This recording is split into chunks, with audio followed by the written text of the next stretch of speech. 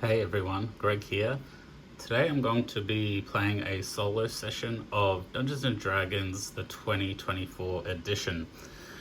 This is my first time playing this, so if I make any mistakes, please let me know in the comments. First of all, I have created my character. He is a dwarf fighter called Flintbeard. As you can see, he has an axe in one hand and a shield in the other. This is the new 2024 edition character sheet. Interestingly, they have grouped skills with the attributes. So for example, because athletics is under strength, it all appears in this box. So I used the standard array, which hasn't changed at all. I think it's still 15, 14, 13, 12, 10, and 8. In the manual, there was actually recommendations depending on which class on how to share those stat points. So I've just followed the advice for a fighter. Strength was his highest stat, followed by dexterity and constitution, and then charisma, and then wisdom, and the last is intelligence. He is a dwarf, so dwarves still have dark vision, still have dwarven resilience, dwarven toughness. I've put stone cunning here because I ran out of room down there. For his background, I chose fighter. With the 2024 rules, everyone starts off with a feat now. There are origin feats, and Flintbeard got the tough feat. Your hit point maximum increases by an amount equal to twice your character level when you gain this feat. Whenever you gain a character level thereafter, your hit point maximum increases by an additional 2 points, which combos very well with the dwarven toughness. So level 1 character, I'm starting off with 15 hit points. From the fighter class, I chose dueling as my fighting style. When you're holding a melee weapon in one hand and no other weapons, you gain +2 bonus to damage rolls with that weapon. I like to play characters based on minis, and that's just what this guy had, so he will be focused on one-handed melee weapons. Over the page, we have the spells and magic stats, of which aren't relevant. For Flintbeard, he rolled Trinket 59, a rabbit's foot, and then the rest of the stuff is pretty normal dungeoneering equipment. He did get carpenter's tools. He knows how to use carpenter's tools from his background, so I bought some. I ended up rather than taking starting equipment, I took money and then I just bought everything, and I ended up with 122 gold left over. He is starting off with a hand axe because I like my characters to start off with bad weapons and improve during the campaign. He does also have a short bow as well. I also wanted to mention that weapons now have a weapon mastery property, which is like a little bonus the weapon does if you have mastery with it. So with the both the hand axe and the short bow, they have the Vex property, which is basically if you do any damage to an enemy, you as in the person attacking, has advantage on the next attack up until the end of your next turn. So just you, no one else. Just adds just a little bit more complexity to the system.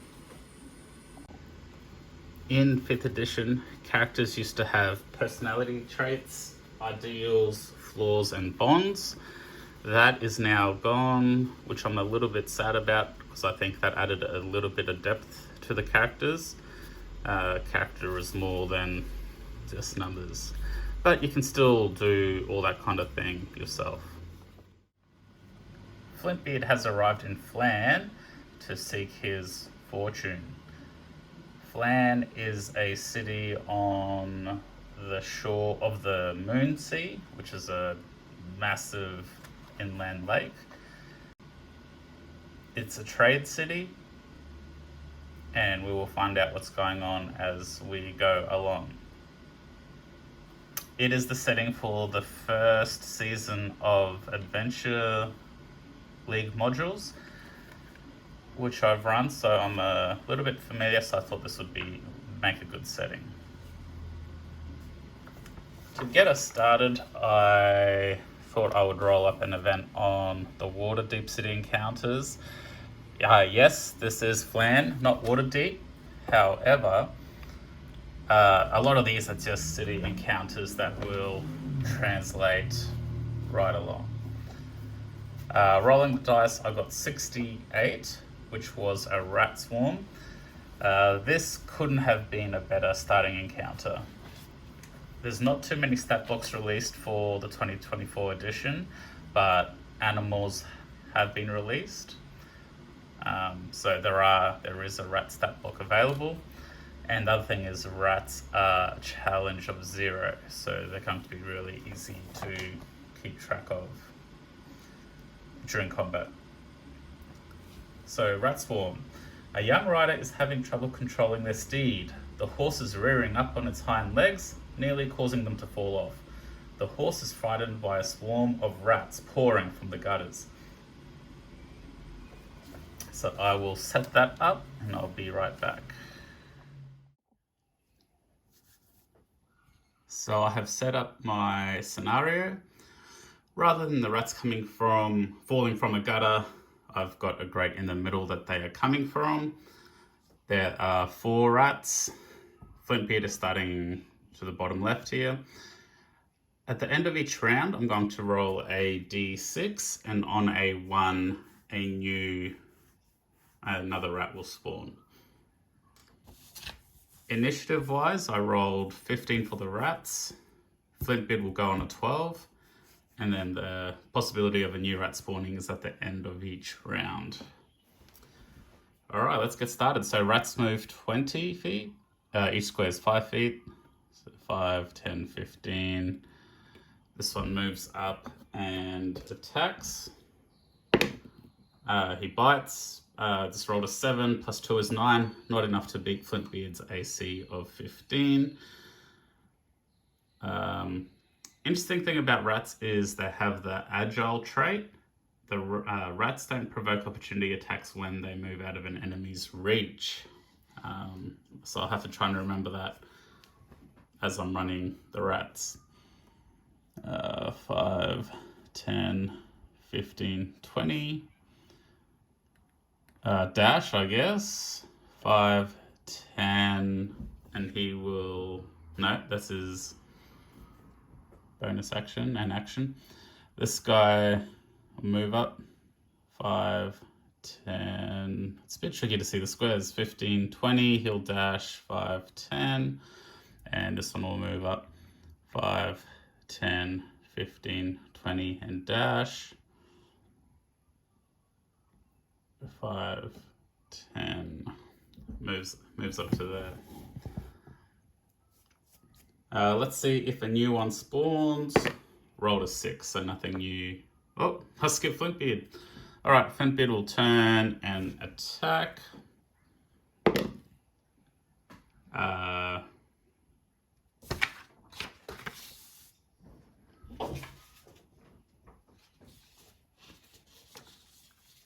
He has a +5 to hit, rolled an 11, so 16 total. Rats only have an AC of 10, so he takes out that rat. No new rat spawn. Top of the round. This rat will move up, attack, misses, and it's going to use the rest of its movement to move back.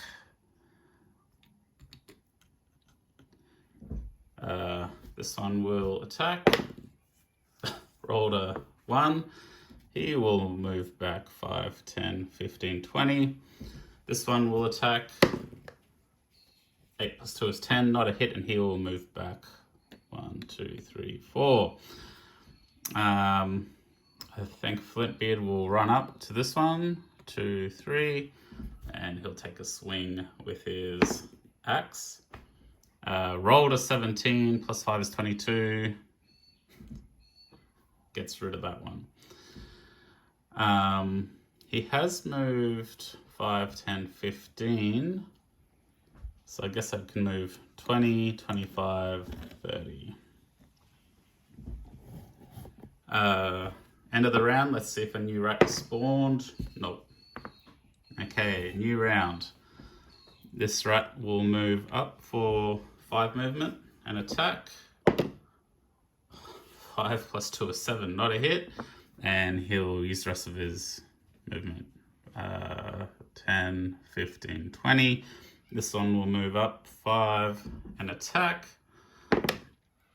Okay, we have a hit, and rats do 1 damage. It's down to 14.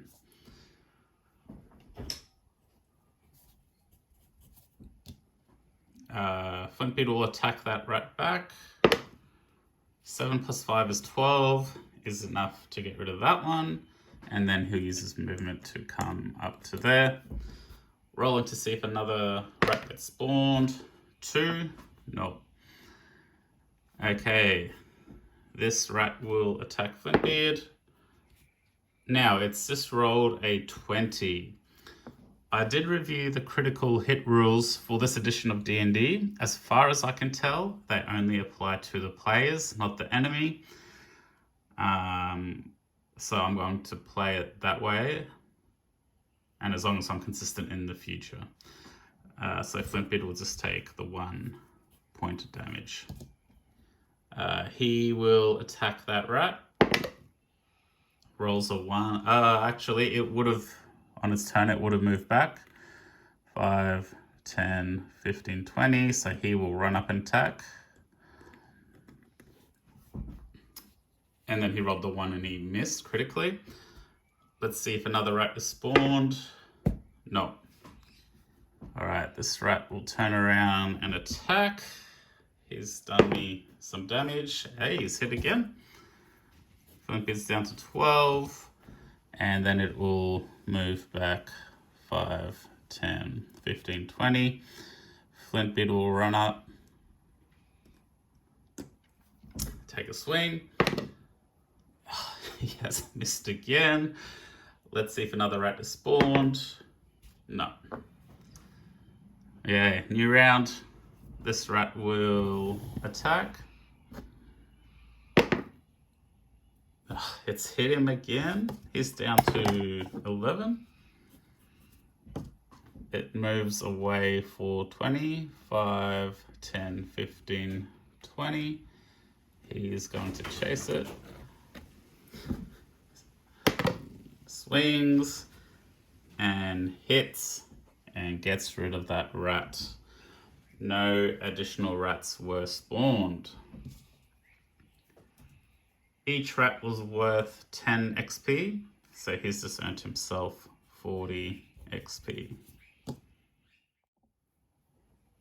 Let's find out who this person on the horse was that we just rescued from the rats. The encounter described them as young. I'm going to roll on the universal NPC generator.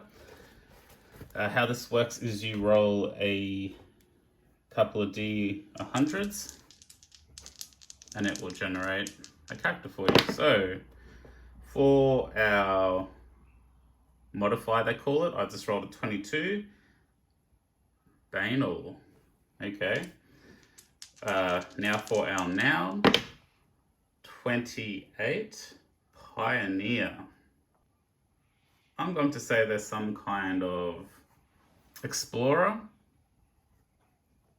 Maybe they're a settler. Pioneer. Yeah, so I'm just going to go with banal pioneer for now. I'm going to see where this leads, whether he is actually an explorer or whether he's like a farmer from one of the outlying reaches of Phlan. Let's see where the story takes us. I will roll on his motivation. So again, rolling D100s. 60 is account. And for the noun, 13, literature, account of literature. He is trying to reconcile where all the literature is. Maybe he works for Mantle's library. This is all food for thought. I'm going to say he offers D6 gold to Flintbeard for his help. Just rolled a 1. And Flintbeard is up by 1 gold. That's where we will leave it for this session. Next session, Flintbeard will try search around town for his first quest or mission. Thanks for watching. See you next time.